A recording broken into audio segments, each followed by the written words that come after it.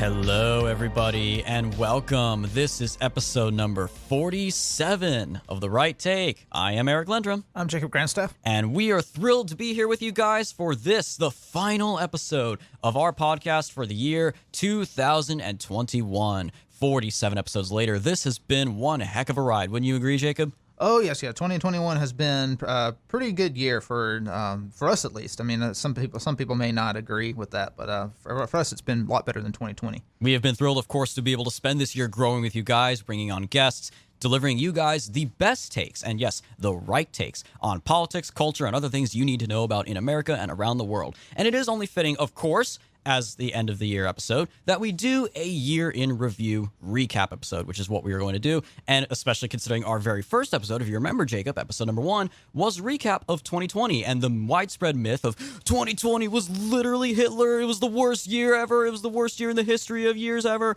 And we debunked that bit by bit, and how 2020 realistically was only bad for like rich liberal hipsters. It was not. Yes, there were bad things that happened that year. You know, the very questionable election. We just did a whole series on whether or not the election was stolen. Of course, the onset of the Chinese Wuhan coronavirus and the lockdowns that came with it. And, of course, the race riots that largely went unpunished. But 2021 was definitely a year full of disaster in its own right under the watch of so-called President Joe Biden. And we will be talking about all these things and more. So to start off, where better to start off with than, of course, the first big thing that happened in the calendar year of 2021, and that was the peaceful protests at the U.S. Capitol on January 6th, which, of course, if you're watching the mainstream media, was literally the worst thing since the Civil War. It was worse than Pearl Harbor. It was worse than 9/11. It was an insurrection that was basically about to overthrow the U.S. government as we knew it, because a bunch of boomers took some selfies in Nancy Pelosi's office. So we all know, of course, the mainstream media story, but what do we know as the real story of January 6th? We talked about this, of course, a little bit on the podcast in the immediate aftermath of it, but we have not yet done a deep dive into that. We very well may do so in the future. Of course, the 1-year anniversary is coming up, and I actually am working on an article that will hopefully go up around the anniversary of January 6th on American Greatness, so you can follow me there at amgreatness.com. But, of course, what needs to be said is that the mainstream media narrative of January 6th is a lie. It was not an insurrection because, first off, they were not armed. There were no guns. There were no weapons there. You cannot have an insurrection if it is unarmed, okay? That's just completely impossible. That does not mix with the definition of insurrection. Second off, you will see a lot of mainstream media stories still to this day, even from good outlets like the New York Post. I saw this in the New York Post the other day and I was disappointed. That will still run with a phrase or sentence, something along the lines of, the deadly, violent riot attack on the U.S. Capitol that left 5 people dead, as if Trump supporters who were mad about the stolen election beat 5 people to death in the halls of Congress, which is literally not what happened at all. There were a handful of deaths in the crowd before, during, and after that were related to freak medical accidents due to older people being there because, surprise, that's what happens. There have been a handful of Trump campaign rallies where old people will have heart attacks or something, or in a crowded room, and they'll call for a doctor. You know, Trump will stop the rally to call for a doctor. That has happened before. So it has nothing to do with what happened that day. There was only one person who was murdered on January 6th, and it was a Trump supporter, an Air Force veteran named Ashley Babbitt, an unarmed protester who was shot and killed by a cowardly member of the Capitol Police, Michael Leroy Byrd, who is now being treated as a hero. He's on indefinite leave, paid leave, and he's been treated as a hero by the media after he came out on his NBC interview with Lester Holt, and we talked about that as well. So what else do you need to know? Of course, we have talked a lot about the imprisonment of hundreds upon hundreds of Americans. Not just the ones who were there, mind you, but lots of Americans who were not even at the Capitol, who were just in D.C. on January 6th. The government asked Bank of America to hand over all financial transactions from its customers in D.C. on January 6th to try to track down people guilty of wrongthink. There are many, many stories that have been talked about. There have been plenty of great documentaries about January 6th. Of course, Tucker Carlson did a documentary for Fox Nation. Nick Searcy did a movie recently. The actor Nick Searcy did a movie called Capital Punishment. Very clever title, by the way, which documented some of the Americans who were there just protesting, but they were not at the Capitol. They didn't go near the Capitol. And they still, weeks later, months later, suddenly had the FBI literally smashing in their door and throwing flashbangs into their living rooms, sometimes even in the dead of night, and arresting them and dragging them out in front of their neighbors for not even being at the Capitol on January 6th. It's absolutely insane. I have compared it to the Reichstag fire, of course, which gave rise to Nazi Germany. And that is really what it is. It was their Reichstag fire, an incident that realistically this caused less damage than the fire that happened there. There was very little damage. It was cleaned up and everything was back to normal in a few hours. And they've used it and turned it into a year of the long knives. and they are purging their political opposition. And they're not just going after regular American citizens. They are going after Trump administration officials. They've issued subpoenas of so many Trump officials. The press secretary, Kayleigh McEnany, got subpoenaed by this January 6th committee. Of course, two of them, Steve Bannon and Mark Meadows, have defied those subpoenas and said, screw you guys, we're not going to work with you. And they've been held in contempt of Congress. And the committee, by the way, of course, is illegal. It's run by Democrats. It's run by Nancy Pelosi. Its chair is Benny Thompson of Mississippi. And when McCarthy tried to seat a handful of Republicans on the committee, because, that's usually how it is, there's a balance of Republicans and Democrats, Pelosi refused to seat Jim Jordan of Ohio and Jim Banks of Indiana in particular, claiming they were especially radical. And so McCarthy, to his credit, played ball and was like, okay, then I'm going to withdraw all of my Republican picks. I'm not going to put any Republicans on that committee if you're not going to allow any of my picks to be on there. So then Pelosi went out of her way to select her preferred Republicans, which, surprise, is just two. Two of the only 10 Republicans who voted in favor of the second impeachment of President Trump, Adam Kinzinger of Illinois and Liz Cheney of Wyoming. They are the two Republicans on that committee. So it's like, I think 6 or 7 Democrats and then 2 Republicans. So it's a Democratic committee. It's partisan. It's operating illegally. It has already broken several House rules. And yet they are still using this as a blanket to go after all their political opponents. And the media is running with it and gleefully cheering them on and celebrating this like they did the Russian investigation. This is basically Russia 2.0 all over again. So basically, they have used this, of course, as a pretense to go full authoritarian, and not just within the realms of Congress and arresting people all across the country, but they used it to turn D.C. into their very own fort, almost like the new capital of an invading country. And we saw this in the immediate aftermath of January 6th, going up to the inauguration of Joe Biden, what could only be described as a complete military occupation of Washington, D.C. Jacob, you actually were in D.C. in those days immediately after January 6th. You saw for yourself what it looked like. What did that look like when the military completely took over the Capitol? So in order to understand Democrats' reaction to this, and that is the Democratic Party leadership's reaction to this, you have to consider their reaction to COVID. Their obsession with COVID stems from the average Democrat's belief that COVID is a lot more deadly than it actually is. I was actually talking to someone yesterday who is a manager in D.C. at a hotel and restaurant, and he was actually disappointed that the vaccine mandate in D.C. isn't going to cover his hotel because he was concerned that unvaccinated people are going to come to his hotel and get people sick. And he said, I've got a 1-year-old daughter, and I can't imagine her on a ventilator. I can't imagine her gasping for air. And it's just the delusion of people because they see a problem and they blow it out of proportion because the media has told them that they need to blow this out of proportion. They need to panic over it. Yeah, it's the same way with January 6th. Because I cry every single time I see a story about a 1-year-old with COVID, because that absolutely is a thing that happens. Oh, no, wait, it's not. Literally, the younger you are, the less likely you are to get COVID. Infants and toddlers do not get COVID. You're not going to see a 1-year-old on a ventilator, not for COVID at least. So that's either the mainstream media outright lying to him, or he is just not even listening, and he's just making his own assumptions that, this is a black plague that can affect literally everybody. Well, there was a poll taken a few months ago that showed that most Democrats believed that COVID had a death rate of what's the official word? A morbidity rate. The mortality rate. The mortality rate of 20%. So if 20%, 1/5. If you think that COVID has a 20% mortality rate, then you're gonna say, okay, you've got a vaccine, jab it in my arm. I don't care. I'm not going to research. I don't care what's in it. Health experts say it's safe. Go ahead and put it in my arm. Let's get this over with.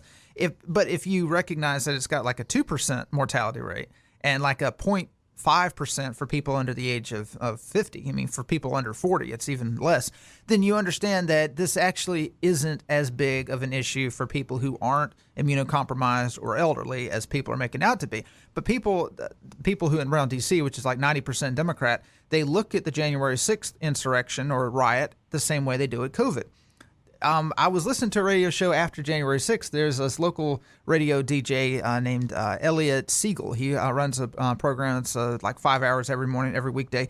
And he was saying that the next morning he expected to wake up to see the Capitol in smoldering ruins. He expected to see it complete ash and just smoke billowing from what used to be the Capitol. Like 1812 all over again. That's what he expected. He was being serious. He actually thought that the MAGA crowd was going to go in there and just torch the Capitol and burn it to the ground and destroy this hallmark of American civilization, American government, just wipe it out. But this is the mentality they have. These people that came to D.C., they're basically a bunch of peasants that don't understand how government works. Granted, many of them don't, but not to the extent that the liberals in D.C. think that they don't understand. So in their minds, these are just a bunch of rabble that came to D.C., they don't understand anything about D.C. or the government, and so they're just angry, so they're just going to burn everything to the ground. Yeah, they're a bunch of rednecks. The absolute contempt that the Democrats have for these people. And this is what I've talked about. They were humiliated. I remember on January 6th, the pictures that were circulating of Pramila Jayapal in particular, literally cowering under her desk in the House chamber as a couple of like MAGA hat wearers are walking through the Capitol, and the look of horror on her face.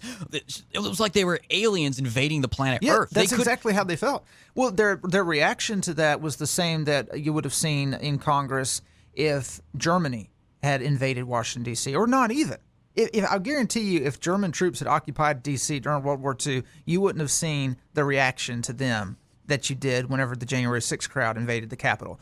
Now, if it's more like if in line with if the Japanese had invaded D.C. after it leaked that the Japanese military was torturing American POWs, and now you've got the Japanese army invading the Capitol. Yeah, I can see Congress people fearing for their lives, went to hide under desks and stuff, afraid they're going to be captured and tortured. This was the mentality. So this gives you a window into how these people view just normal, ordinary Americans. They view them as savages. They view them as barbarians. They're in their mind, all of these people are going to kill us. They're going to torture us. Like when AOC said she genuinely believed she was not only going to be killed, but that she was going to be raped. She believed it. She believed that. Yeah, she wasn't just being hyperbolic. There was, remember the black police officer, the black Capitol police officer who tried to divert the crowd that was running in. He got them to chase him as they were breaking into the Capitol. He got them to chase him and everything. He was really. I mean, they were like, hey, they need to make a movie about this guy. Well, I saw the live stream on that whenever they're coming in and they're running up the steps and he runs away. And a lot of the commenters are saying they're probably wanting to lynch him. And I'm thinking to myself, no, they don't care anything about him. They're not there for him. They want to get into the Capitol. He just happens to be standing there. Yeah, he's just there in their way. They're trying to get to the legislators to tell them to demand that they not certify the election results. And that's the thing. If these people had walked into the chamber, if they had all walked in the chamber while the Congress people were there would have been some yelling. There would have been some profanity.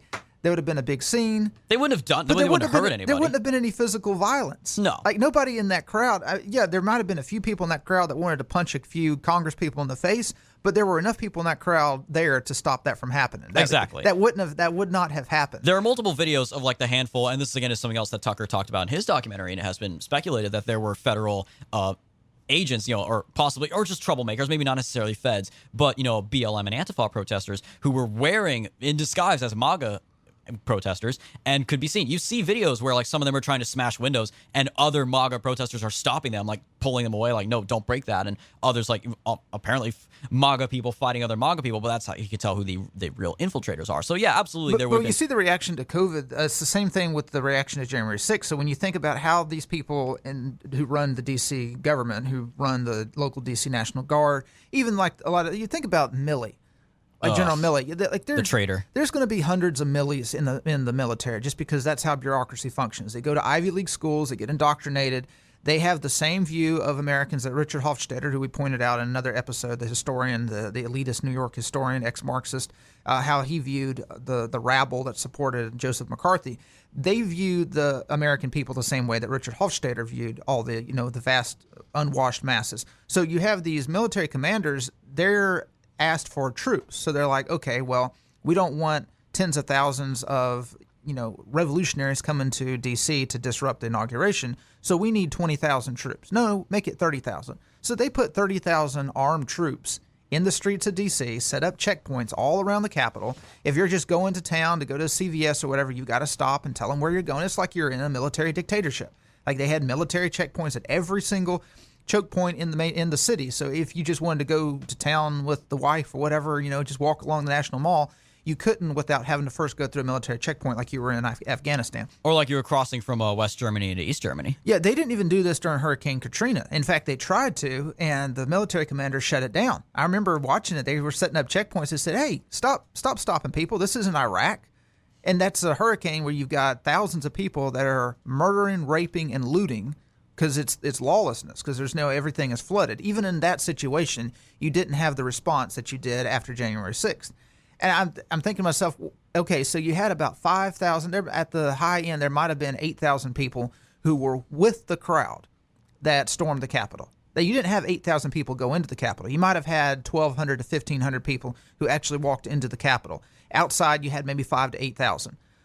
it's not like 5,000 to 8,000 unarmed people. Like they didn't have anything more than no pepper guns, spray. nothing. Yeah. So your response to that, and after they were crushed, like after they were arrested, beaten by police, they're rounded up by the hundreds and made an example of on national TV. Do you really think that 5,000 to 8,000 is somehow going to go recruit another 50,000 armed people to come storm D.C.? So your response is, let's put 30,000 people in the troop. Let's put 30,000 troops in the streets.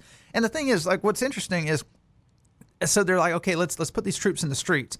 But they treat the troops about like they would have treated their alleged enemies, their MAGA enemies. They make them sleep in the streets. They make them sleep in alleys. Sleep in the parking garages. Yeah, and remember you got to remember like during the Black Lives Matter riots, they didn't even let them use the bathroom sometimes in hotels. They made them, just go piss in the alley. Like you're a National Guard troop brought in by Donald Trump to put down our Black Lives Matter revolution. So this is the mentality they have, even when they bring them in to protect Joe Biden's inauguration. But one of the highlights of all this is, despite all of that, despite the fact that our capital was put under military occupation, it did put a damper on Biden's inauguration. That was one thing we talked about because, in the past, of course, Antifa tried to shut down Trump's first inauguration in 2017, and all they did, they smashed some windows, they burned a limousine that was owned by like an immigrant, I think. So like things like that. They tried to shut down the inauguration. Stop J20 was a hashtag or something, and they failed, and a lot of them got arrested. There was great video of the police tactically like surrounding them in a four-way intersection from all four sides, and then closing in and just corralling and arresting them en masse. But they failed to stop Trump's inauguration, and it had huge attendance. It had I think almost 1 million people in attendance there, which was twice as much as the Women's March. But then, of course, 4 years later, you have Biden's inauguration, which actually was shut down by by a peaceful protest. They shut it down, and you could argue they were already going to have a more small scale inauguration due to COVID safety measures. But again, they fenced off the National Mall, and there were more National Guardsmen in attendance at his inauguration than there were guests. And the thing is, they kept those fences up around the National Mall, around the Capitol building for 5, 6, 7 months. They finally took it down when D.C. residents finally demanded that they take it down because they couldn't access the Capitol. Everything, and the thing is, it's like you're trying to get into the mind of people who think like this. Like, who thinks like this? You bring 30,000 troops to the capital city. You put hundreds of people in jail to set an example and put it all over local news. Solitary confinement. Yeah, YouTube is, of course, running these videos trying to boost the views to show people this is what happens if you stage an insurrection against American democracy. So after all of that, you're still going to keep the fences up around the Capitol. And what's more is they put the fences back up when they had that little protest. For justice for J6, which was really just a Fed sting. Well, no, it wasn't a Fed sting. There were actually the people who organized it actually were there to protest the treatment of the prisoners. But you had like 50 people show up at most, if that. I mean, you might have had it when you count the Feds in the crowd that did show up, and then it might have made it to 50. But you had about 5,000 D.C. National Guard troops all surrounded, and then they put the fences back up. So this, if anything, should give ordinary people a window into how the American regime views them as citizens. So when people say, well, support the troops, yeah, I support the average Joe who goes in the military, wants to serve his country. I can't support generals like Milley. I can't support bureaucrats who go in and view the American people as their enemy. And this kind of plays back into what we talked about before. The American military and the American regime isn't there to serve the American people. They have been brainwashed to believe that America isn't a legitimate country. They believe that America is an experiment in democracy. So you take somebody with that mentality, their goal as a military general is to defend democracy, not the American people. Whatever democracy means. If the American people become a threat to democracy, the American people are the enemy. And they are to be treated just like you would treat enemies of democracy in the Middle East. And this is why you had people throwing out stuff like, maybe we can drone MAGA protesters. Yep. Maybe we can put them in Guantanamo Bay. Maybe we can suspend habeas corpus. Let's have a war on domestic terror, this type of stuff. Well, it's not partisan. This is the thing a lot of people make the mistake. They think, okay, these are Democrats wanting to arrest Republicans. What's new? No. These are people who believe that America is an experiment in democracy. They believe they're supposed to defend democracy, and they see Americans as a threat to democracy. These are the same people, and I think Tucker Carlson made this point at one point, that, the establishment that was so convinced that Trump was a Russian agent, they got all behind Hillary in 2016. They happened to get behind the Democrat against the Republican. He said if the roles were switched up in 2016 and it was Jeb Bush versus Tulsi Gabbard, that same establishment would have gotten behind Jeb Bush. So Yes. absolutely, That's correct. Yeah. they are against dissidents on any side. People who just are against the deep state, the heavy bureaucracy that we're now seeing to unprecedented levels under Joe Biden. But with that said, let's go ahead and talk a little bit about the record thus far with 1 year, just under 1 year of Joe Biden. So of course, the first big thing he did was he signed into law. You gotta love these names they come up with. It sounds so self-righteous. The American Rescue Plan Act of 2021, and that was the $1.9 trillion stimulus bill on ostensibly coronavirus aid and relief. And the media celebrated this like, oh, thank you. This is the key. This is going to save us from the coronavirus. Obviously, that ended up not being true, but we'll come back to that in a bit. But I just think it is hilarious to point out that compare this to the similar bills that were signed into law under President Trump. The CARES Act, which he signed in March, was $2.2 trillion, which of course is more than the $1.9 trillion that Joe Biden spent. And then later on, he signed a couple more bills that was like an additional $1 trillion stimulus bill. He spent way more money on coronavirus relief than Biden did. But of course, the media completely ignored that and was like, oh, no, Biden is the one who's saving us. Biden is the one who's protecting us from the virus. But when you look especially at the American Rescue Plan Act, there are details of it that you realize, okay, this was kind of a mini Trojan horse for some aspects of his agenda, namely $500 billion, that's almost a fourth, more than a fourth, of this bill was dedicated solely to green energy alternatives, which has nothing to do with the virus, obviously, but that was just their way to kind of slip little bits of Green New Deal type stuff into their agenda. And of course, as we hinted, it has done jack all to stop the virus. Remember July 4th, Jacob, when Biden had that big ceremony at the White House declaring, we are declaring our independence from the coronavirus. You know, I don't remember that. That's hilarious. That is what he said. He made a big, like, patriotic speech, like, we have turned a corner. The American people are free of the coronavirus. Oh boy. Womp. Yeah, Delta was just getting warmed up. Delta / remember, it was the India variant, but then they insisted on calling it Delta because that would be racist. Because, don't call it because it came from India. So, like, don't call it the Indian variant. We got to start using the Greek alphabet now. So that's where that came from. And jumping a little ahead here, though, that's where also Omicron came from. Omicron was originally the South Africa variant, but of course, they don't want to be racist, so they call it the Omicron variant. But yeah, Delta came out of nowhere. And it was noted with both Delta and Omicron, they are much more contagious, but they're far less deadly. Delta wasn't that. Delta, I think, was a little bit more deadly than the beta version of 2020. Oh, okay. But either way, the difference between Delta and the beta version is Delta started hitting a lot younger people, whereas beta didn't kill as many younger people. It was also getting people who had the vaccine already sick. Like, they were still getting sick, which is the thing. People will tell you, if you listen to actual scientists and doctors, they will tell you this is what happens. Strains develop. A virus will adapt itself. It will, when a single vaccine starts being used, it will eventually adapt and learn how to kind of overcome those challenges. That's what happens to the flu every year. That's why every year you go back for your flu shot, because the flu changes. You got to get a new shot to keep whatever the latest strain is away, and you go about your day. And we don't shut anything down over the flu. That's realistically what people have been comparing it to. It is the new flu. It's something that's going to be here forever. There's going to be more and more strains. We're just going to have to learn to deal with it and maybe adjust our strategy in terms of like regular shots as opposed to vaccines. Again, a flu shot, my understanding is right, injects you with a small sample of the flu. So just a tiny enough sample that's not actually going to turn into the disease, but your blood cells can attack it and defeat it and learn from it so that they know, okay, we can now fight against if a larger, like a potentially actual disease version of the flu tries to get into your system. But the vaccines were sold to us. Again, the vaccines were developed in under a year by President Trump, so props to him for Operation Warp Speed, as it was called, the Pfizer, Johnson & Johnson, and Moderna vaccines. But the vaccine, once Biden came in, the vaccines were sold as bulletproof vests. Get the vaccine and you will never get sick. You don't have to wear a mask anymore. You can go back to life as normal. Just get vaccinated. And then, of course, a little bit after July 4th, once Delta came along, it was, oh, no, you'll still get it if you're vaccinated, so still wear your mask. And we have to do more lockdowns. And the cycle repeated with Omicron, and they keep changing their narrative. Fauci changed his narrative about masks. Biden has changed his narrative about, the effectiveness of vaccines. And he just recently said, this has been taken by a lot of the media, he said, quote, there is no federal solution, end quote, to the virus. And he kind of deferred a little bit more to the states that are really fighting it, i.e. Democrat states like New York and Illinois, and not states like Florida that are just letting the businesses stay open as they should. So he's completely backtracked on that. And to the credit, the media has kind of acknowledged this. The media hasn't completely run cover for him, and you're seeing it with his approval ratings starting to dip. They have fallen to very, very historic lows. I think a Quinnipiac poll recently had him at 36%, which is really bad. Like, those are already worse than Trump's numbers. And Trump's numbers were kept down pretty much all times because of the negative media coverage. But there's no hiding the overwhelming disapproval of Biden's handling of COVID. That was like his signature promise in 2020, right?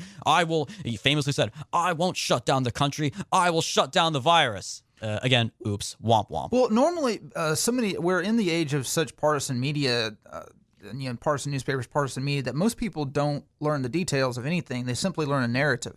So let's just take our own side. Someone on the right, you turn on Fox News, and if you quiz them on what they watched on Fox News a day later, they wouldn't be able to tell you 90% of what they saw. They would just be able to give you the general narrative that was presented. And the same is true. The talking points. They'd be able to give you the talking points. The same is true with the COVID narrative. The COVID narrative for the left, and even not even for the left, just for neoliberals, the institutional anti-Trump right, their narrative was Donald Trump's administration has botched the response to COVID because they haven't been listening to scientists and doctors, and they're run by a bunch of anti-intellectual rubes.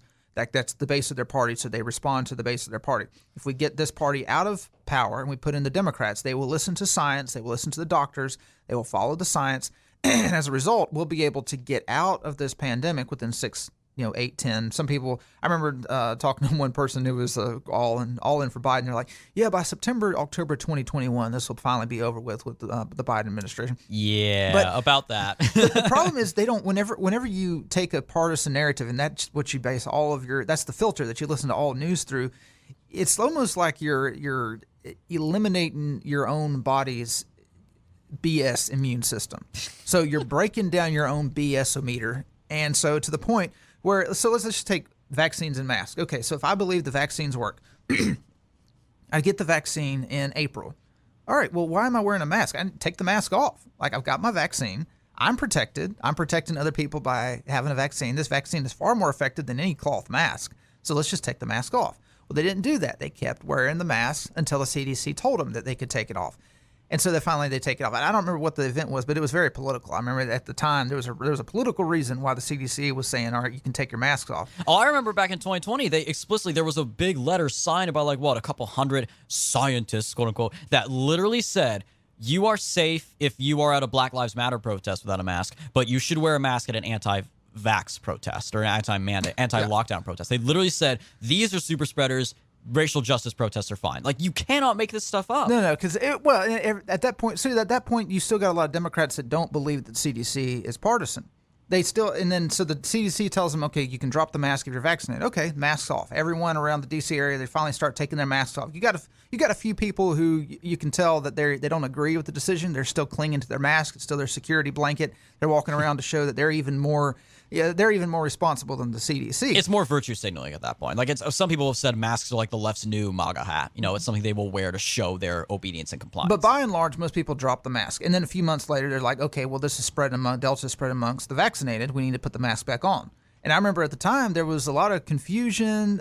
You could start to see people, it's like, well, wait a minute, this doesn't make sense. It's kind of like if someone's following a cult, and then the cult is contradicting itself, and it's saying things that don't make sense. It's like, well, then you can see the confusion in people's faces. Like, they still want to cling to the cult. They still believe in the cult. But the cult is saying things that just don't make sense. It's going against everything that their gut tells them. And this is kind of where we're at today. You've got cities that are implementing. Some cities are implementing vaccine mandates. Some cities are, bringing back mask mandates. DC has had a mask mandate for months now. You can't go anywhere indoors without a mask on, which is it's hurting the city. Like, people. So what's happened in 2021 is you've had a massive realignment with people moving to areas with people just like them. So you've got people who believe in freedom and personal choice. They're moving to areas like Florida. South Carolina is exploding in population. Pretty much the entire South is exploding in population. Texas. States like New Jersey, New York, cities like Washington, D.C., states like California. They're bleeding population massively. And a lot of the people that are leaving are people who are middle class. They're people with means, and they're just hurting themselves. Like, implementing a mask mandate, I think this goes back to their mentality that Democrats are hardworking, middle class, and wealthy people. Republicans are lazy, welfare-sucking bums. That is their worldview. So in their mind, if we implement a vaccine mandate, the few middle-class Republicans out there, if they want to make a trip to D.C., they're going to have to get vaccinated. Otherwise, they're just going to have to stay on their farm. This is the worldview. Like, Republicans are dirt poor. They're a bunch of backwards hillbillies living in shacks. You got a few middle class and wealthy farmers, a few oil tycoons, and then if these rich people, these rich Republicans, if they want to come to our city and enjoy our civilization, they've got to get vaccinated. They don't realize that a lot of the people in their cities are leaving their cities because they too don't agree with the mandates. They don't agree with having to show a vaccine card wherever they go, if they want to go to a bar or restaurant, especially when you got Virginia right across the river. Like, exactly, with a new Republican governor, which we'll talk about later. And you don't have to worry about getting hit with a stray bullet in Arlington. That's another big factor. Like if you go to a bar on 14th Street, you could get hit with a stray bullet at any time. You never know when that's going to happen. So that's another thing. Yeah, they're just shooting themselves in the foot, and it's gonna a couple of years they're probably gonna drop all this and realize how wrong-headed they were to hurt themselves this way. Especially because it is politically harmful too. And if they seriously try to keep these lockdowns going into 2022, it's only going to hurt them in the midterms. But that's the interesting thing that you have pointed out to me, Jacob, is that realistically, outside of the big cities, there are no lockdowns in the country. You're not seeing lockdowns in Kansas or Missouri. It's only in the big cities. And because it's being talked about in the mainstream media, you would think, oh, the country's still locked down. But if you go outside of these areas and go to like normal America, like my hometown, for example, it's normal. There's no masks. There's no lockdowns. People are just going about their lives. No, COVID is just another disease out there. Exactly. Swine flu. I remember how many diseases we saw, swine flu and Ebola and other outbreaks that happened under Obama, and they didn't get nearly as much coverage. And again, that does tie back to the fact COVID only got this much coverage because it happened under Trump, and it could be used as a weapon against him, both, to hurt him in the mainstream media, this idea that he was incompetent, and also to set in place all the vote by mail schemes that ultimately led to the very questionable outcome of the 2020 election. So then other things we have to talk about, of course, one of the biggest, I think some of us could agree, the biggest failure of the Biden administration in the year 2021 is certainly the biggest foreign policy blunder in modern American history, was the Afghanistan withdrawal. And we did a whole episode on this, of course. We called it America Exits the Graveyard of Empires, which is what happened. Again, the Soviet Union found similar failure in Afghanistan in the 70s and 80s, and it was our turn. And it was a tragic, but you could argue a fitting end to the longest war in American history, over 20 years. And again, this all stemmed from the fact that Biden, being the petty, petulant little man-child that he is, could not stand to leave anything Trump touched intact. He had to completely erase it, reverse it, or alter it to make it his own. So, of course, Trump signed a peace deal with the Taliban and the government of Afghanistan in February of 2020 that would agree to see all American troops withdraw from the country by May 1st, 2021. And Biden, of course, came in and said, well, no, I'm going to make this my own. He was going to keep his commitment on withdrawing from Afghanistan so that he could say, I ended the longest war in American history, but he had to make it his own. So remember, he artificially extended the withdrawal date, to September 11th. So it could be a big symbolic, because of course this year's the 20th anniversary of 9/11. So he could give the big speech in New York or wherever on September 11th, 2021, and say, this is a turning of the page. This is the end of an era. It's time for a new chapter. All the cliches you've heard before. And then the logistics came up, those pesky little things called the logistics and the details of the plan. Because this is a massive operation, withdrawing all of our forces, all of our equipment from the country after 20 years. And he ended up pushing it back a little to August 31st for the final withdrawal date. But of course, this left the door wide open for the Taliban to take one look and say, hey, we've been upholding our end of the agreement all up to this point. Now you're going to break the agreement first just to have this completely arbitrary new withdrawal date? Fine. We're not going to uphold our side of the deal anymore. Let's go, boys. And they started taking over capital after capital after capital within a matter of weeks. They took the entire country, and on August 15th, they took the capital of Kabul. And later that same day, the president of Afghanistan fled the country, and that was the sign that it was over. It collapsed, and there were still Americans there. There were still American troops, and there were still American citizens left in Kabul and elsewhere in the country. It was a complete disaster. We all saw the footage, of course, of the plane taking off, the Air Force aircraft taking off with Afghanis surrounding it on the runway, running alongside it, running after it, several of them clinging to the landing gear, clinging to the fuselage doors, hanging on for dear life because they decided they'd rather try to hitch a ride on an airplane than stay in Afghanistan, once again controlled by the Taliban. And, of course, video of several of them then falling to their deaths. Well, a lot of people will point to this and say, look what a great country you are. People are willing to risk death from an airplane to get into our country. But there was a picture of a Afghan family, a refugee family that arrived at Dulles Airport. I saw it circulating on Instagram back in September or August, end of August, early September. And this kid was decked out in a shirt and pants that had must have had 24 logos of American corporations all over them. So you had a logo of McDonald's, a logo of Burger King, a logo of just different kind of different American corporate logos all over these clothes. I don't know. Maybe they made this in some factory in Asia or whatever. There's like, hey, let's just throw together some clothes that look American, and we're going to sell them to kids, to poor kids, and all over the world to make them feel like they're, I don't know, like they're American or whatever. But this is the mentality. This is the kind of the mindset that people have. And this kind of is a correct representation of America in the 21st century. It's just a conglomerate of corporations. Like that is America. Like it's not the land of the free. It's not the landscape. It's not the people. It's not the history. It's not the form of government. It's just all the corporations. Like what if you ask a little Afghan kid, okay, what is America? Oh, McDonald's, Burger King, Walmart. Yeah, all these corporations, these corporate logos that they saw, whatever, these clothes that are being sold at market that remind them of America. And that's really when refugees come to America in the 21st century, when immigrants come to America, that's what they're coming for. Southern border, same thing. They're not coming here because they believe in the idea of America. They're becoming, well, especially not just because of the corporations, but they're coming here because they know, as Biden promised before and after taking office, he said, I will give you free everything. Democrats will give them free everything. We'll give you free healthcare, free education, free housing, all paid for by the American taxpayer. So they're coming over here because they want they want to get all this free stuff. They want these handouts. Who wouldn't want a bunch of handouts, right? Who wouldn't want to move to a country where you will be given a house and school and healthcare completely free? Who wouldn't want that? So, of course, they're taking full advantage of it. And again, the open border crisis coinciding with the Afghan refugee crisis, it's just making an already terrible problem even worse for our country. So Biden's decision to push back the withdrawal to September 11th gives me this image in my mind. So imagine you got a guy who's got a girlfriend. He wants to propose to her. So he reserves this nice fancy dinner. It's got a nice sky view of the city. And just as they're done eating, he pulls out the ring, gets on one knee, and he pukes all over the ring. Just throws up all over the ring, all over her dress. Which is something Biden would do, by the way. This was the withdrawal from Afghanistan. Biden purposely wanted September 11th to be the withdrawal date. He was going to withdraw the troops. Then he was going to give a massive, national address to say, here's where we were when I entered office. Here's where we are now. After 20 years of endless wars, we're finally out of Afghanistan. I have brought this to a peaceful conclusion. Afghanistan is now a functioning democracy. But of course, it wasn't meant to be.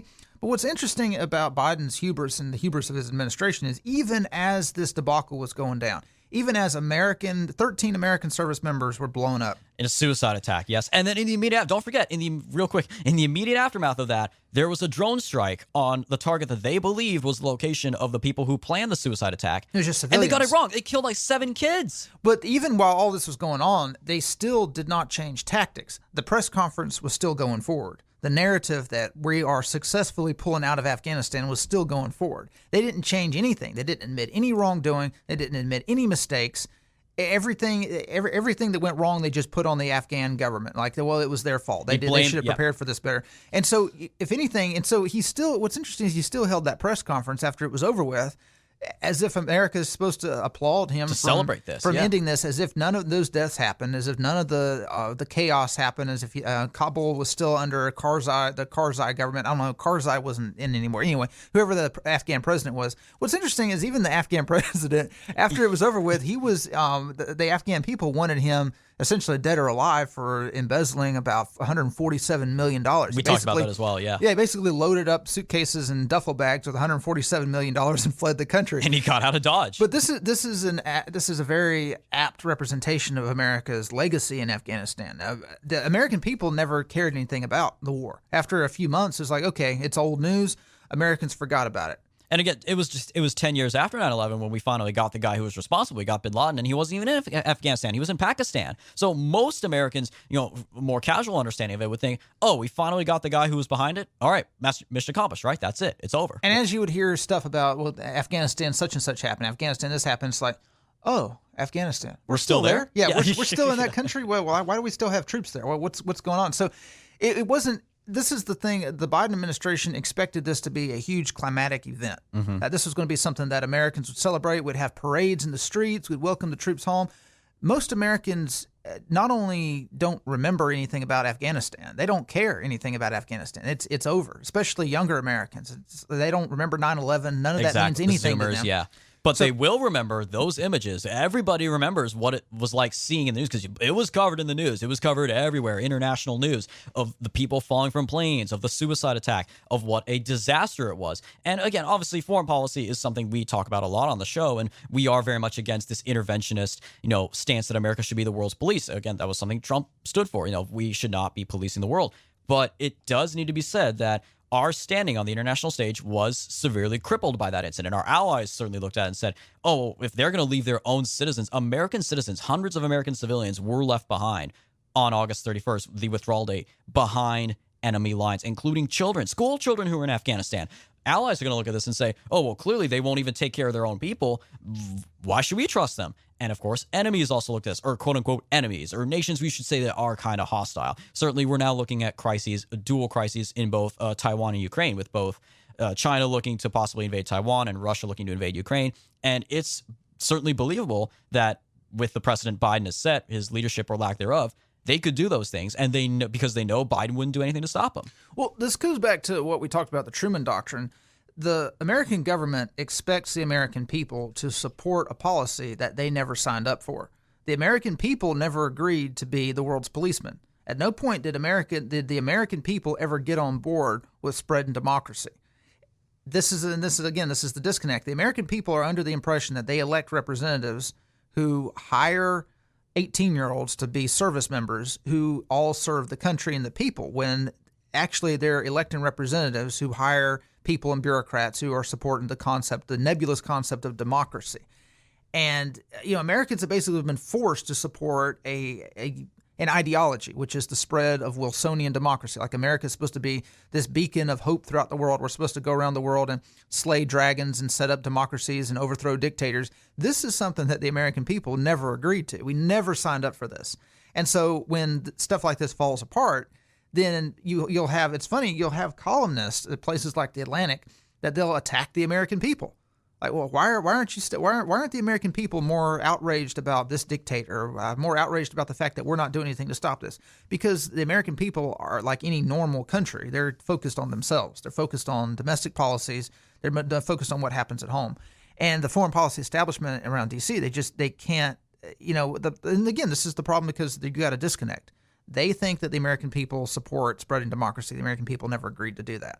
And so, something like Afghanistan, yeah, it's sad that there's 13 people died, but something like this kind of has to happen eventually if you overextend yourself and you pursue a foreign policy that your citizens aren't on board with.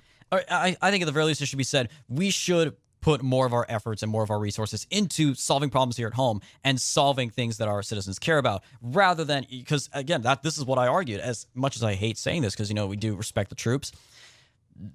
You got to ask, what did they die for? What did those 13 die for if Afghanistan fell literally the next day? I said this way back when Biden first announced he was going to extend the deadline. Before the fall of Kabul, I said, if any Americans die between this date and September 11, 2021, any troops die over in Afghanistan, their blood will be on Biden's hands. And that is exactly what happened when we lost those 13 service members who did not need to be there. They should have been gone by May 1st. They shouldn't have been in that country. If they had followed with Trump's withdrawal proposal, they would still be alive. But because Biden had to make it his own to spite Trump, those service members died. And those innocent Afghan civilians, those kids died in that drone strike afterwards in retaliation. All of that could have been avoided, but Biden just had to have it his way. And now nobody trusts him.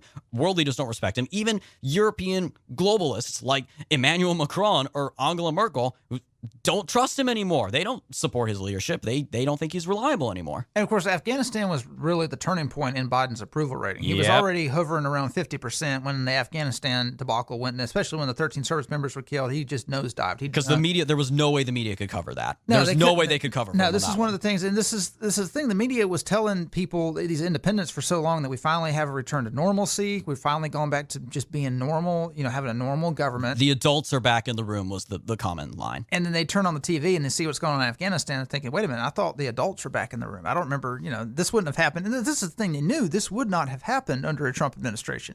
Because first of all, the date would have been different. And secondly, Trump would have put in enough troops, like he would have flown in enough troops to protect Kabul, protect the people who are evacuating. So it's just the overall overriding chaos behind it. And again, it goes back to the fact that the Biden administration, they serve an ideology that puts democracy first and people second, especially the American people second. But those approval ratings, of course, led to our state being turning completely red. Virginia, the House of Delegates flipped red. Governors thankfully we don't have Terry Mcauliffe again. I mean, that would have been a disaster. So things did improve on the domestic front as people started paying attention, as the media was forced to cover stuff like Afghanistan, like the Delta variant. Another thing is they believed most independents believed that COVID would end under Biden. That's right. That's what he promised he would do. He said he would end the virus. And when you have the Delta variant raging, blaming the unvaccinated only goes so far. It only is so effective, especially when people who are vaccinated know other people who are vaccinated are getting COVID. So this kind of jumping into the Virginia thing, this kind of brings us to another domestic policy. One of the things that was really disappointing in 2020 is the fact that so many Americans seem to either not know about the Black Lives Matter riots or didn't seem to care. Or, if anything, they seemed extremely confused by them. They didn't seem to understand what was going on. And I think to a certain extent it's because we've all seen riots before. Like we had the Trayvon Martin riots, we had the riots in Baltimore. It's like, okay, it's the Freddie same Gray, old, same, Michael Brown Ferguson. It's like this is the same old. Like nothing is new. Black man gets killed by police. Hundreds of thousands of blacks get in the streets and riot and tear stuff up. Okay, this happens every other year. It's like whatever. What is new? It's an election year. What do you expect? Most of those riots were usually localized, like certainly Baltimore and Ferguson. They would be kept to like a handful of cities. They were never a national thing because, well, certainly all those riots we just mentioned were under Obama. So they didn't want those things to become a national problem because it would hurt him. But the thing that people didn't understand is it didn't recognize in 2020 was the corporate backing of this and how much this was a cultural revolution. It wasn't just a matter of the people in the streets burning businesses down and killing people, providing the aesthetic of a threat. It was kind of like the corporations were saying, okay, we're going to implement a social revolution. Oh, and by the way, we've got a couple 100,000 people out here in the streets beating people to death and burning businesses down. So if you say anything against these policies, we could turn these mobs, these hordes of barbarians loose on you. Yep. So we'll dox you. We'll send them to your home. So it might be a good idea for you to just, put the black square on your profile, support Black Lives Matter, support racial justice, admit that there's systemic racism, admit your white guilt, and just go along with the program. Because, hey, we don't want to have to use a stick, but we do have a stick that we could use. We'd prefer to use a carrot to implement the social revolution, but we do have a stick. Most people didn't recognize the social revolution for what it was for a few reasons. Number one, most Americans don't follow the news. They follow a partisan narrative. So if they didn't hear about it, if they didn't hear what was going on talk radio or see it on Fox News, they didn't know about it. If they're not on the right and they watch mainstream sources, they especially didn't know anything about this stuff because the mainstream sources were treating it just like normal protests. CNN Chiron, literally, fiery but mostly peaceful protests in Kenosha. The second reason is because most Americans don't have pattern recognition. They lack pattern recognition because they didn't learn history. If you know history, you recognize patterns because you understand human beings today are essentially the same as they were 100,000 years ago. And if you see a pattern, so let's say, for instance, you've got a minority group that is bringing up historic grievances. Okay, where have we seen that before in the past? Let's look back at history and let's find a scenario in the past where you had a large minority group that was bringing up historic grievances. That every time there was a slight against them, they rioted, they protested. Every time a non-minority killed one of their own, they protested and rioted, and they demanded change. Where have we seen this in the past? Where's the historic parallel? Where have we seen an instance in the past where you had a political ideological movement that was radicalizing youth to use violent scare tactics against civilians to force them to accept an ideology? I.e. Communist China. Under Mao, you had the Cultural Revolution. Most Americans don't know what the Cultural Revolution in China was. They don't know anything about China. They don't know anything about history because they didn't learn history in school. And if they turn on the History Channel, all they see is shows about aliens. So you can't even... Or Pawn Stars. Yeah, you can't even turn on the History Channel and learn history. Okay, what about PBS? When they turn on PBS, all they see is leftist propaganda. Government-funded, yeah. Yeah, they listen to NPR. All they hear is leftist propaganda on NPR. All they hear, and if they do hear or watch a history documentary, it's anti-American.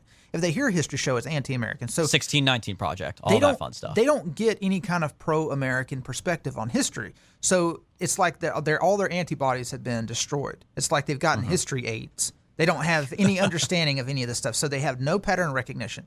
And another reason is for the fact, of course, because of COVID. I remember whenever all these Black Lives Matter riots were raging, COVID was in its second wave. Nobody was paying any attention to the riots. Everyone was focused on not getting COVID. And again, they weren't acknowledging, the media suspiciously, again, after, Trump rallies and CPAC and other things were called super spreaders. That was the term they used, super spreader events. They were suspiciously silent on the riots and these massive gatherings of hundreds of thousands of people in the streets to burn down a police station. And they said, oh, no, this is fine. This isn't a super spreader. This isn't going to spread COVID. Don't worry about it. But the thing is, all of this could have been avoided. You didn't have to have riots in 2020. All of this could have been avoided if in 2016, 2017, 2018, 2019, the conservative movement had been paying attention to the groundwork that was being laid for a racial, cultural revolution. You had, let's just start with the 1619 Project. The flagship of critical race theory, basically. There really was very little pushback against that. This is something that conservatives should have been spreading to every single Republican voter in the country. They should have been sending out mailers explaining the 1619 Project. They should have been talking about it 24/7 on Fox News. The Trump administration should have been bringing this up every single press conference. They should have been attacking the authors of the 1619 Project. There should have been a full-throated, full-frontal assault on the 1619 Project by the fall of 2019, but nothing happened. Instead, they let a few conservative academics try to refute it. They let a few mainstream liberal academics have to come out and try to refute it, and the vast majority of people didn't know anything about it. The 1776 Project Commission that Trump ultimately created basically should have happened several years earlier. That was a good project. It was a great team, and that had the right idea, but it was just it was too much too late, basically. Right, and another thing that was too much too late was the crackdown on social media. They should have recognized social media for what it was, as the enabler of government overthrow. You look at the Arab Spring, that was fueled by social media. Yep. Big tech supported the democratization of the Middle East. They were convinced that these young people were going to overthrow these tyrannical regimes and set up secular, atheistic, Western-style democracies. So they fueled that on social media. Well, if the big tech oligarchs are against your administration, you have to realize that if given the opportunity, they will fuel a violent revolution to overthrow your administration. And if not violent, they will at least fuel a peaceful revolution to overthrow your administration. And it wasn't just the Arab Spring, we had all the color revolutions to look at and see examples when social media and these nonprofits, these philanthropies funded by people like George Soros, funded the overthrow of democratically elected governments. You had all these patterns, and the Trump administration did absolutely nothing. The conservative media in America did absolutely nothing. Conservative intellectuals did absolutely nothing. They didn't. You had a lot of people on the right who just deferred to, free speech, man. First Amendment. They're private companies. They can do what they want. Another thing that fueled Black Lives Matter in 2020 was the rise of black revanchism or black nationalism. You had movies like Black Panther that fueled a massive wave of black pride, of black separatism, of black identitarianism. And of course, this was just running rampant on social media. You had the sudden surge out of nowhere of the whole Juneteenth phenomenon mixed with this kind of the myth of Black Wall Street. So if you're a conservative in 2019, you have to look at all these trends, all these patterns, and say, okay, I see a massive racial, violent revolution taking place as early as next year. But none of that happened. You didn't have the people who were talking about this. They were marginalized. They were called neo-Nazis. They were called white supremacists. Yeah, exactly. If they brought up race, you did have a few people, but nobody with a serious megaphone that was recognizing these patterns and saying, look, this is where society is going. We can stop this now. We can cut this off. We can nip this in the bud. The whole reason this all came to be such a big focus, and we will, again, bring this back to the topic of the Virginia elections and elections in 2021 that were greatly influenced by this. The reason it finally came to a head is because of COVID. People said this was the silver lining of COVID. When schools were canceled and it went to in-person, remote, virtual learning, and kids are on their Zoom, on their computers at home, learning their lessons, and the parents are able to be there in the background watching over their shoulder, or maybe the dad will just be reading the newspaper in the living room nearby, and you'll suddenly hear his kid's teacher say, and this is why you white people all have privilege. And he'll like, what was that? And parents all over the country finally heard it and saw it firsthand, and then it finally became a mainstream topic.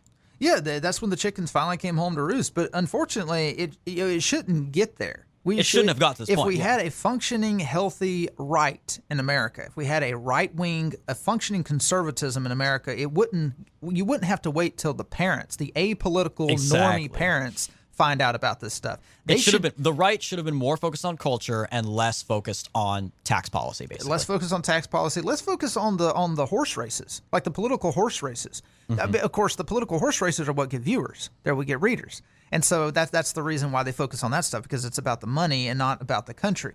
But yeah, it's kind of a sad narrative when it has to get down to the normie apolitical parent. Even a lot of Democrat parents are looking at this stuff and they're like, this ain't what we believe in. I've been a good supporter of social justice. Why are my kids still being told that they're racist? Mm-hmm. So 2021, that is a silver lining in 2021, is it was better late than never, but the reaction, you're finally starting to see a grassroots reaction to Black Lives Matter in the form of critical race theory that you should have seen in June of 2020. Because I remember when the riots broke out, like after the Trayvon Martin case, after what was that, Ferguson, Michael Brown, when after those riots broke out, there was a visceral reaction, and there was a reactionary movement, a reactionary knee-jerk reaction in this country among normal people against this kind of violence, against this kind of black nationalism, against this kind of radicalism. You didn't see that in 2020 for the reasons I mentioned above. Americans have become more jaded, they lack pattern recognition. A lot of the people, a lot of those the older people who recognize this, who were around in the 60s, and they remember this stuff, a lot of them aren't with us anymore. They've already died off since Ferguson and today. Well, and that's especially why when you look at Missouri in particular, the Ferguson riots happened in 2014, I believe, and you look at how in 2012 Mitt Romney won the state of Missouri over Obama by only about 9 points. And then you contrast that with Missouri in 2016. So, of course, after the Ferguson riots, Trump won Missouri by 19 points. So, and that is a direct result. Missouri was a state that people forget almost went for Obama in 2008. McCain barely won that state. It was a purple state. They had a Democratic senator there elected in 2012, Claire McCaskill. And it went from being a purple state to being deep, deep red that is now not even contention anymore because of Ferguson. Yeah, so that is one silver lining of 2021 is you got people are finally focused on school boards. Like Tennessee recently made it mandatory to make school board races partisan, whereas beforehand they were nonpartisan and everybody would be a Democrat. They would just run as nonpartisan and they would talk about education, and conservative parents would be like, okay, yeah, this sounds like a nice person, I'll elect them, and they're a radical leftist. Well, now they have to identify themselves as Republican or Democrat, so that's a positive. And then Texas is trying to do this. Missouri is one to do this. A few other states are doing this. So Florida is also, like, several states are outright banning critical race theory, for example, or like issuing directives to ban it in the schools. So that obviously is something we should be doing. Yeah. So the focus on education, the focus on school boards is definitely the most white pilling development of 2021, because it does show in 2022 it's not just going to all be about taxes. Because what would happen in the past is you would have Republican candidates that would run on taxes.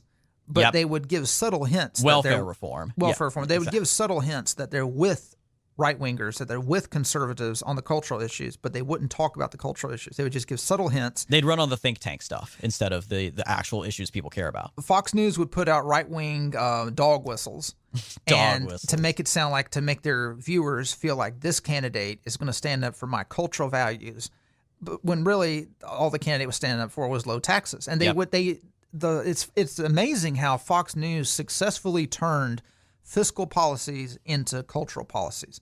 They managed to create the same reaction among people toward higher taxes, higher regulation, among people who have never owned a business in their life, among people who don't even pay taxes. They've managed to create this negative reaction to higher taxes on corporations, higher regulations on corporations that will never affect their lives, and they've managed to infuse the cultural anger into taxes, into regulations.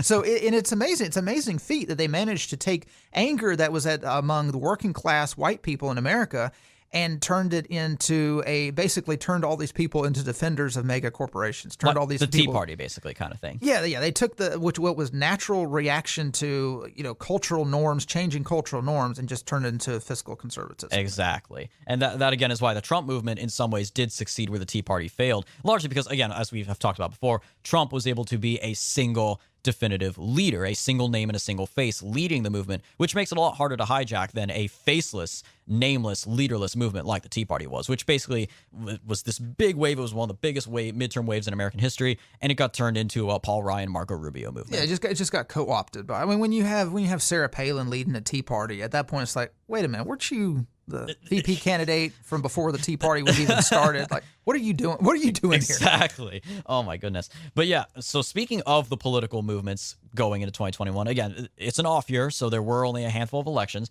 but we talked about it already. Virginia was one. New Jersey had theirs. There were a handful of other elections. We did a recap episode on this, but we will again briefly summarize it. Virginia, a state that went for Joe Biden by about 10 points in the 2020 election, ended up being swept in a complete red wave in 2021, just 1 year later. We had, as we mentioned, the former governor, Terry Mcauliffe, who was former chair of the Democratic National Committee. He was Bill Clinton's right-hand man. He was one of their top fundraisers. He was beaten by Republican businessman Glenn Youngkin, who had never run for office before. Sounds familiar.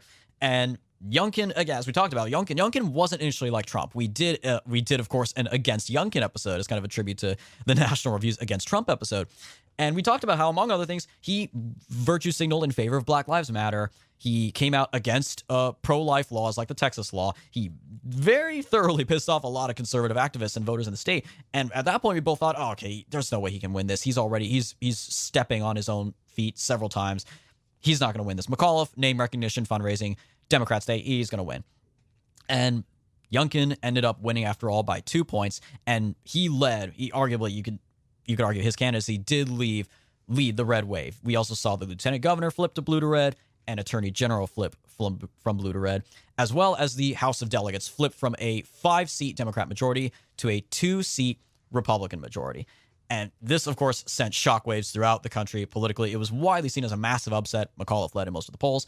And why did this happen, of course? This happened because Youngkin, in the last few weeks of the campaign, ultimately did shift in favor of a more cultural message. He started talking more about vaccine mandates and mask mandates and lockdowns and stuff, and he seized on critical race theory because Virginia, northeastern Virginia, the suburbs across the river from D.C., Loudoun, Arlington, Fairfax, Alexandria, became ground zero for as we talked about, the aforementioned school board battle. You saw hundreds of parents show up to these school board meetings in Loudoun and Arlington and others and protesting against critical race theory, against transgender bathroom policies that led to a male student who identified as female raping 2 different girls in 2 different schools, and it was covered up because it was right around the time of Pride Month, June.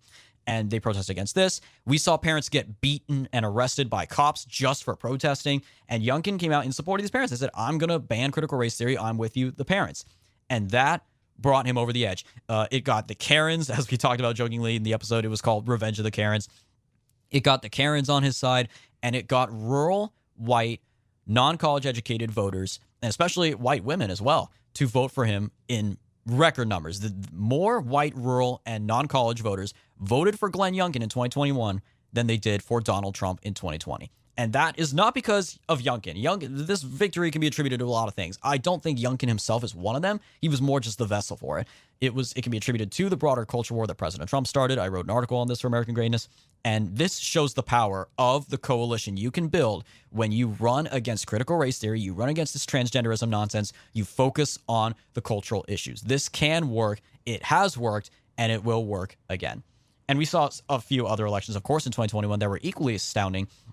In Seattle, the city of Chaz, a Republican won the election for the city attorney in the city of Seattle, a Republican in Seattle, largely running on cracking down on crime. Because again, just a year ago, we saw the biggest act of lawlessness in the entire city. In all of the riots across the country was Chaz, the Capitol Hill Autonomous Zone, where multiple people just kept getting shot for sport until they eventually shut it down because the anarcho-communists wanted to give it a try. And we also saw, of course, in New Jersey, the biggest meme election result you have ever seen. The state Senate president of New Jersey, Steve Sweeney, widely cited as the most powerful lawmaker in New Jersey, was defeated by Ed Durr, a trucker, the Republican nominee, who spent $153 on his campaign. He filmed one campaign video on his cell phone. He had a Facebook page instead of a website, and he beat this guy. That was the power of the red wave that we saw, largely driven by culture, by opposition to CRT, opposition to transgenderism, and opposition to the lockdowns. So the Republican Party would be fools to not seize upon this strategy for next year's midterms. So when you're looking back at the accomplishments and failures of a previous year for the country as a whole, you would think you would look at things like stuff like, how is the economic health of the country? How is, even if you, let's say you're on the left, you look at wealth inequality and all this stuff. Well, Politico magazine ran an article called "How Will History Books Remember 2021?" and they interviewed multiple historians. Like, these are a lot of them Ivy League historians. One of them teaches at Columbia, and it's funny how they shaped the narrative. So they decided to gauge 2021 on 3 criteria. Number 1 was COVID. Number 2 was the health of democracy, and number 3 was systemic racism. So they're going to try to gauge how 2021 turned out, and they're going to start off with, okay, well, how did America handle systemic racism? Well, when half the country, more than half the country doesn't believe the country is systemically racist, how are you supposed to answer that question? They want to look at, okay, how did America handle COVID? Well, I mean, obviously they're interviewing a bunch of historians. How do you think they're going to answer that? And then the second one, third one, how was the health of democracy? Well, how do you think these historians, most of whom are red diaper babies, defined democracy? So, of course, all of these historians are looking back on 2021 and really complaining about the fact that not everyone got vaccinated. That's the reason why COVID hasn't gone away.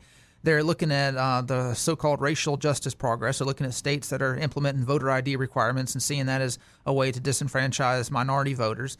And then, of course, they're looking at the so-called health of democracy, and they bring up the January 6th riot like 15 times in this article. Every single historian has to mention that as we're seeing the fall of democracy, erosion of democracy. But I bring that up to point out this, like this is why whenever they ask historians to rate presidents, all the liberal presidents end up ranking at the top. And this is the system. FDR, LBJ, exactly. This is the system that American conservatives are having to operate in. You got all of the historians, all of the major historians that teach at all the major universities, all agree on one thing: that the country and the world should move toward an anti-nationalist, more globalistic worldview and agenda. No more borders, no more national identity anywhere, basically. Yeah, let's all work together to solve global problems rather than focusing on our people and our nation, because they completely reject the whole notion that we have a people.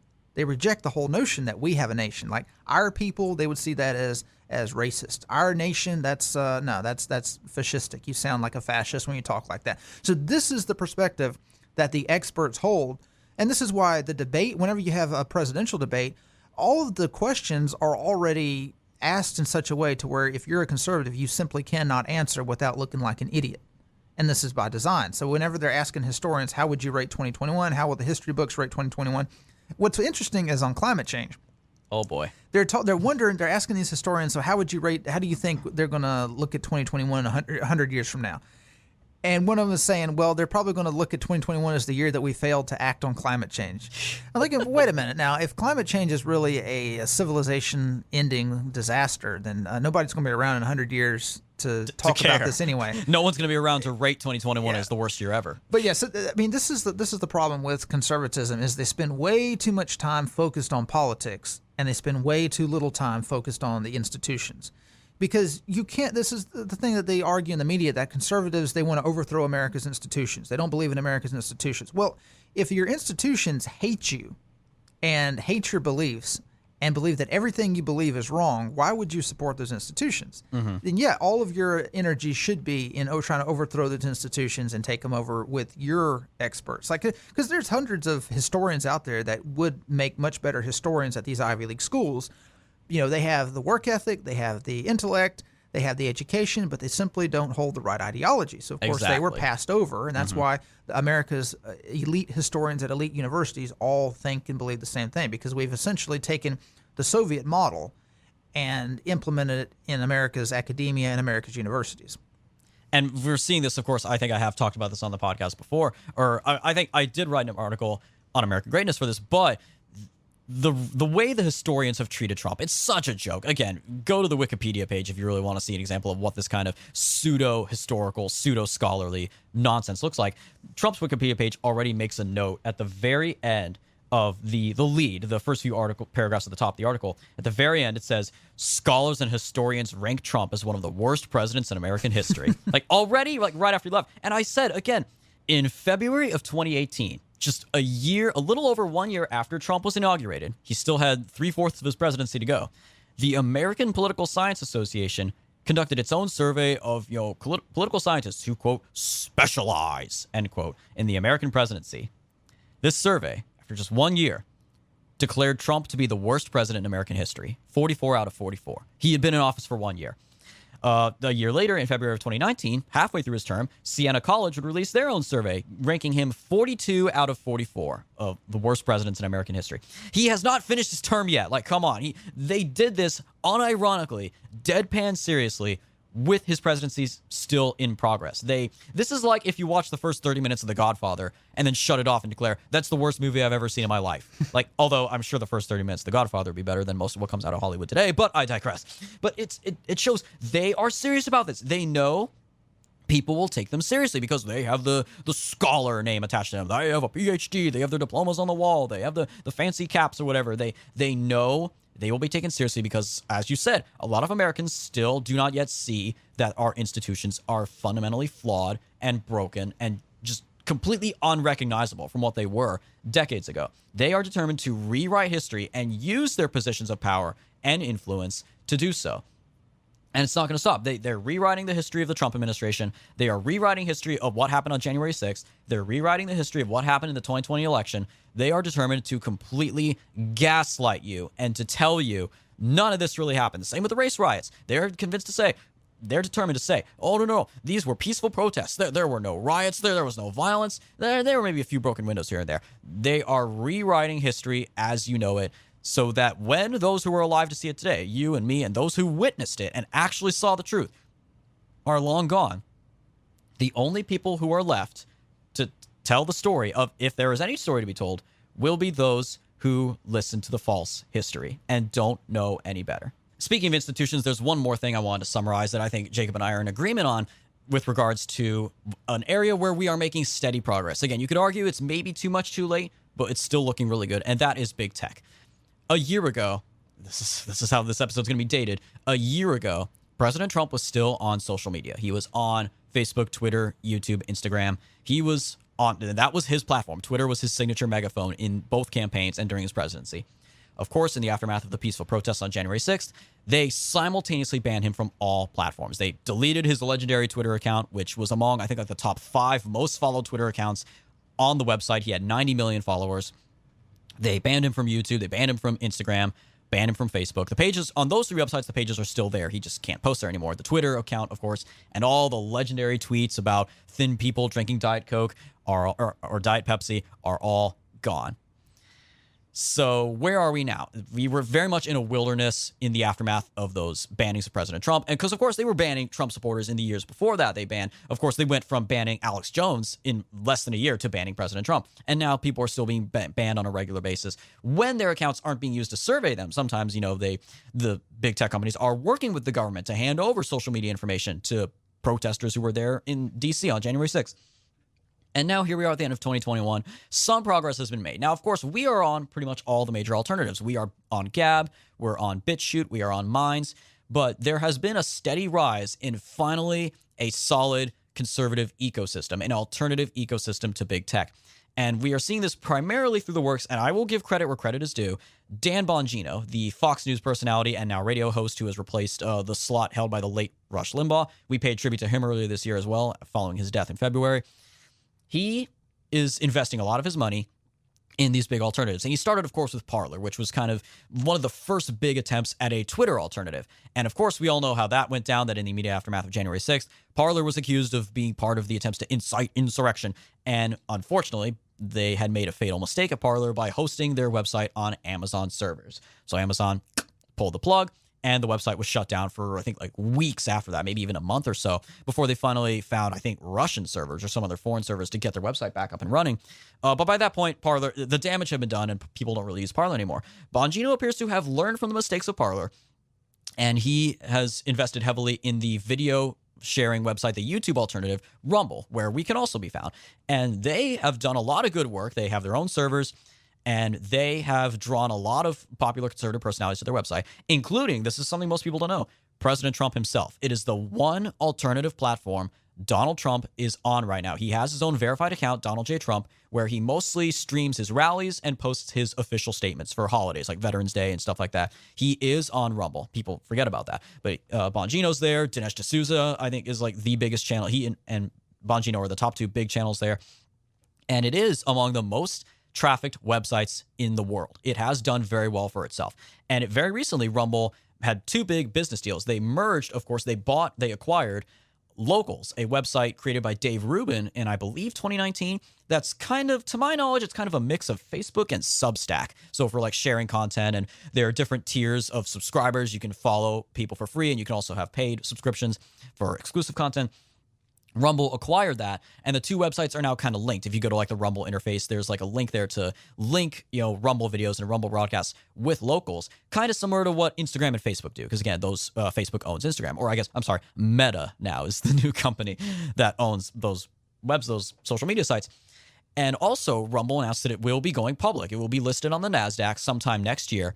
And that, of course, is a huge move. And it saw a ton of investments come flowing in, as did, of course, President Trump's, the TMTG, the Trump Media Technology Group that President Trump announced will ultimately be the foundation for his website, Truth Social, which I'm assuming is going to be kind of like a Twitter alternative that will be launching sometime next year. So, and they have already announced ahead of time that Truth Social will be partnering with Rumble. They will be using Rumble's cloud computing service and a lot of the other infrastructure laid out by Rumble to build the groundwork for this massive website. So these websites all working together and bringing in conservative personalities, there is a collaborative effort here, like what you would see on the left. We all know the big tech companies collaborate and collude with each other. That's what led to the banning of President Trump. And again, simultaneous, Alex Jones, people forget, when he was banned simultaneously on all the platforms within the span of 24 hours. They collude all the time. So now we have the conservative alternatives that are working together, and it is looking promising. So again, this should have been done. I think we're in agreement, Jacob, that this should have been done a few years earlier, kind of like the response to CRT. But I will say, again, I'm an optimist. Better late than never. It might be too late, but it's definitely much. It is much that is being done, and it is a positive development. So we have that to look forward to as well. Unfortunately, though, that is all the time we have left for this episode and, as it were, for this year of The Right Take. Thank you guys so much for staying with us for these 47 episodes. And here's to however many more episodes we have in the future and however many more years we have with this podcast. We hope to continue delivering the best content, the best interviews with special guests, the best deep dive analyses. You will find investigative reports like we did on the 2020 election. We will be doing more of those in the future. We'll be having more guests in the future. And we are excited to see where this podcast is going to go and the growth we are going to have in 2022 and up to 2024 and beyond. So as always, guys, if you want to follow all of our latest content, you can find it all at our website, righttakepodcast.com. You can find the full list of social media websites, the alternatives, and the podcast platforms where we are available at righttakepodcast.com/subscribe. And as always, if you are feeling so generous, righttakepodcast.com/support. We'll talk to you next year, guys.